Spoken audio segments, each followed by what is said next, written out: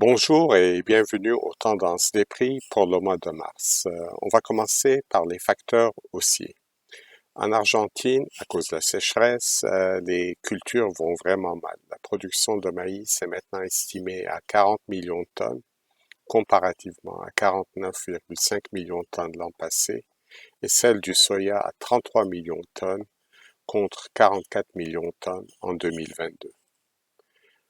La guerre se poursuit en Ukraine et il y a toujours une prime au risque incluse dans les contrats à terme. Maintenant, des facteurs baissiers.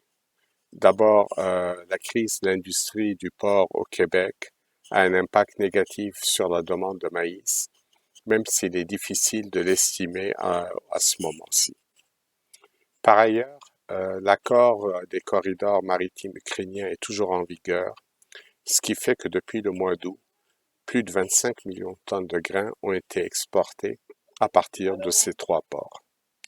Aux États-Unis, le programme d'exportation de maïs accuse un grand retard par rapport à l'an passé, même si ce retard commence à diminuer.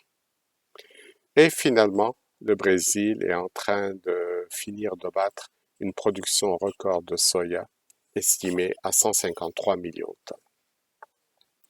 Maintenant, il y a plusieurs facteurs à suivre. D'abord, toujours au Brésil, le maïs safrina a été semé en retard à cause des pluies qui ont retardé le battage du soya, ce qui fait que le rendement de ce maïs est plus à risque, dépendamment quand est-ce que finira la saison des pluies.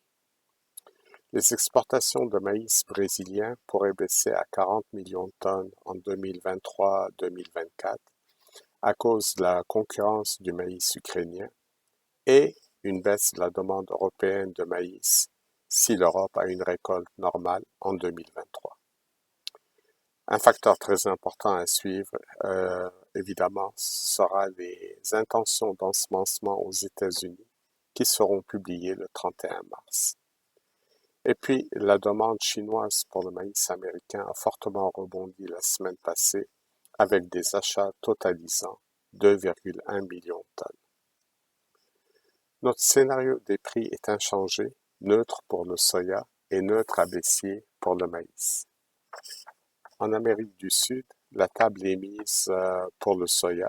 Une récolte record au Brésil sera contrebalancée par une récolte médiocre en Argentine.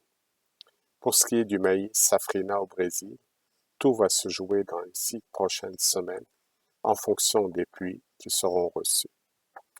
Et finalement, l'Ukraine, eh bien, la guerre continue et il y aura toujours beaucoup de risques et d'incertitudes dans le marché. Voici ce qui conclut nos tendances pour le mois de mars. Au plaisir de vous retrouver en avril.